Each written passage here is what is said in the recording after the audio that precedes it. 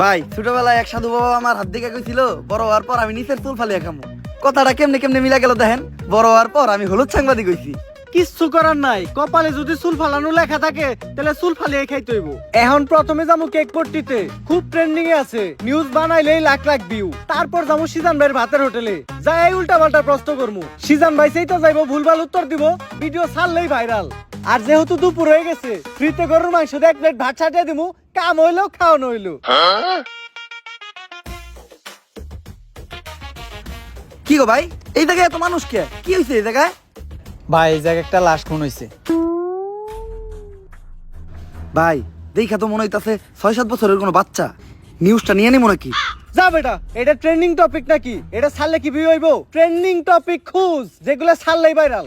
তাইলে ভাই content creator Shivan মিয়া আছে না, ও নাকি ওর মায়েরে ভাত দেয় না, কিন্তু বিরিয়ানি দেয় 3 বেলা। বিরিয়ানি দেয় কাইটা, এই যে ভাত দেয় না, এই জিনিসটারে হাইলাইট করে নিউজ বানাইলে কেমন হয়? এর লিগাই তো আমি তোরে আমার লগে রাখি। হলুদ সাংবাদিক হওয়ার পরে আমরা উল্টা পাল্টা নিউজ বানানি করছি শুরু। এখন থেকে আমি তোর শিষ্য, তুই আমার গুরু। তাইলে চলেন ভাই আগে এই নিউজটাই বানাই।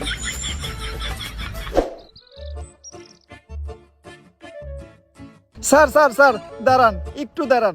স্যার, আপনি করে দেখে মনে হইতেছে আপনারা মিডিয়ার লোক। আমার ছোট্ট একটা বোন মাদ্রাসায় পড়ে, বয়স মাত্র 13। এক জানোয়ারের বাচ্চায় ওরে দর্শন করছে, কিন্তু কোনো বিচার পাইতাছি না। মিডিয়াই তো এই দেশের সব থেকে বড় শক্তি।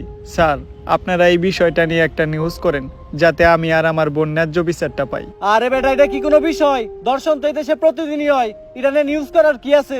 ট্রেন্ডিং কোনো বিষয় থাকলে কও, যেটা নিয়ে নিউজ করলে লাখ লাখ ভিউজ আইবো। এক কাজ করো, কেক বানাও আর নাইসে নাইসে কেক বিক্রি করো।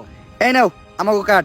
যদি এটা আসলেই করো তাহলে যোগাযোগ করো, আইহা নিয়ে ভিডিও বানাই দিয়ে যাবনি। আর এখন আমাকে সময় একটু কম, স্বপন মিয়ার পারিবারিক বিষয়ে আঙ্গুল দিতে হইব। জান ভাই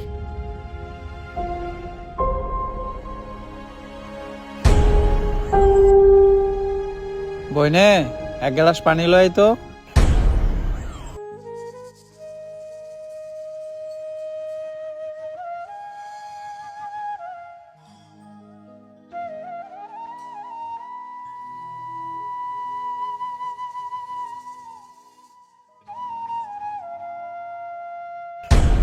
এই যে আমি আমার সব মার্বেল এনে রাখলাম, আমি যদি এই মার্বেলটা লাগাইতে পারি তাহলে তোর সব মার্বেল কিন্তু আমার। আর না লাগাইতে পারলে তোর সব মার্বেল আমার। ঠিক আছে, তুই একটু হইরা বয়। কে? তুই যদি অনেই বয়ে থাকস, আমি মার্বেল মারলে এই মার্বেলে না লাগলেও তোর মার্বেলে ঠিকই লেগে যাইব।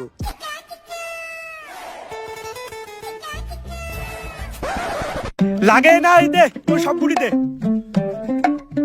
এনে এই গোটাকে আমার কাছে তো এই কটা গুটি আছিল। তোরে বিশ্বাস করি না আমি। হাতুড়া, তোর পকেট চেক করমু।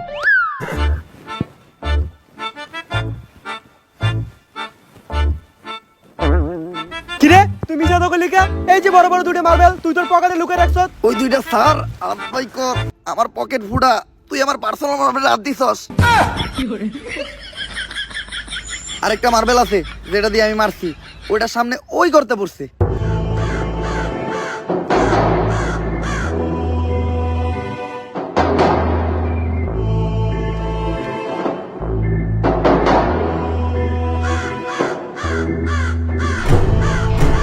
ওই কিরে, আমার হাত আটকে গেছে, ওই তাড়াতাড়ি আয়, আমার এন থেকে ছুটা।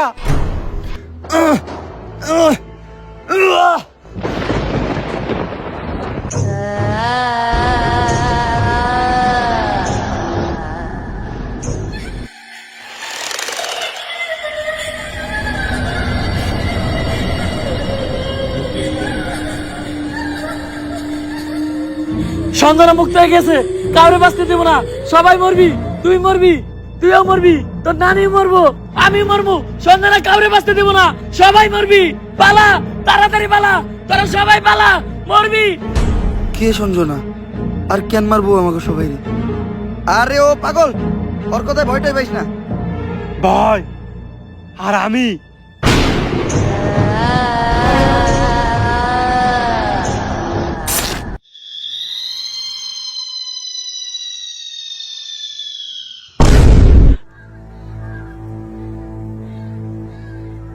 লাশ প্রতিদিনই একটা করে খুন হইতেছে।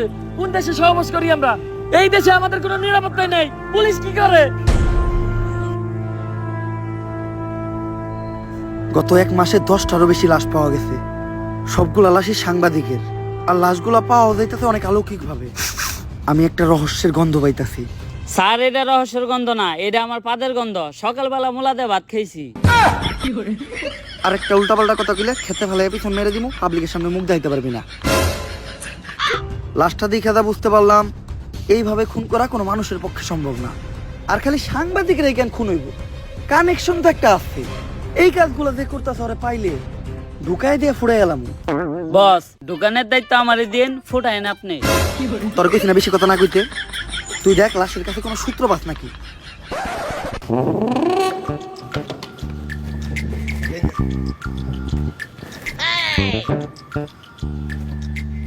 স্যার, কোনো সূত্রই তো পাইলাম না। ভালোভাবে দেখছস তো? কোনো কিছুই পাস নাই? না স্যার, লাশের পকেটে 500 টাকার কোনো নোটই আসিল না। বাই কর 500 টাকা নোট বাই কর। বন্ডামি কর পাট পার খেতে ফেলায় পিছন মেরে দিমু, পাবলিকের সামনে মুখ দেখাইতে পারবি না। কি মাইরা দিতে চাইছিলি তুই? এটা জানোস এটা কেসের কত বড় কাজে লাগবো? স্যার, আমার ভুল হয়ে গেছে, আপনি আমার মাফ করে দেন। যা মাফ করলাম। আপাতত 2 প্যাকেট বিড়ি নিয়ে আয়। আপনি না কইলেন এটা কেসের কাজে লাগবো। এমনিতে আমার মাথা গরম, বিড়ি খেলে মাথা ঠান্ডা হইব। আর আমার মাথা ঠান্ডা থাকলে আমি কেসে মাথা খাটাইতে পারবো। এইভাবেই এটা কেসের কাজে লাগবো। স্যার, যা করলেন জীবনে, উপরে গেলে দিবনে। ঢুকাইয়া দিয়ে ফুড়ে এলাম ওরে তোরে। কি দায়িত্ব পালন করো তোমরা? খুনিরে তাড়াতাড়ি ধরে ব্যবস্থা করো, পুরা দেশ গরম হয়ে রয়েছে। এইভাবে এর আগে কোনো সাংবাদিক খুন হয় নাই। স্যার, খুনগুলো অনেক অলৌকিক ভাবে হইতাছে। এই এরিয়াতে যখনই কোনো সাংবাদিক ঢুকতাছে তখনই ওরা মেরে লাইতাছে, আর কোনো চিহ্নও রাখতাছে না। স্যার, এই যে আপনার বিড়ি। আর বাকি যেটি আবার চডি টেহা পাচ্ছে উল্টা, আরো আমার 80 টাকা ভরার লাগছে। আমার 80 টাকা দেন। এত টিয়া লাগলো কে? স্যার, বিড়ির দাম বাড়ছে। ল দোকানদারে যাই দিগামু। আরে স্যার, আমি তো মজা করছি। বিড়ি কিনছে 80 টাকা দেয়া, এই যে আপনার 420 টাকা পাচ্ছে। বাট পার ঢুকাইয়া দিয়ে ফুড়ে এলাম। আরে বেটা, ফাও পেচাল বাদ দিয়ে খুনিরে কেমনে ধরা যায় ওইটা চিন্তা কর। স্যার, খুনিরে ধরার বুদ্ধি একটা আমার কাছে আছে।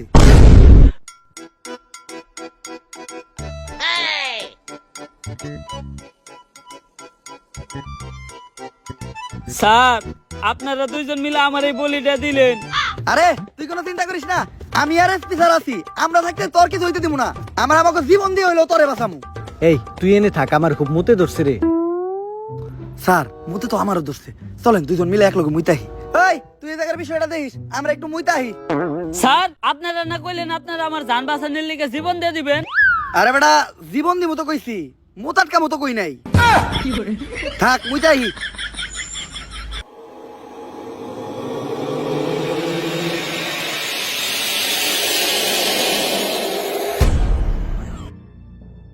আরে এই জায়গায় তো কেউ নাই, তাইলে আমার কান ধার দিল কেরা? ভূত আইলো নাকি? আরে না, ভূত বলতে কিছু নাই। তেঁতুলের আসার টক, ভূতের নানিরে পক পক। কার নানি রে পক পক?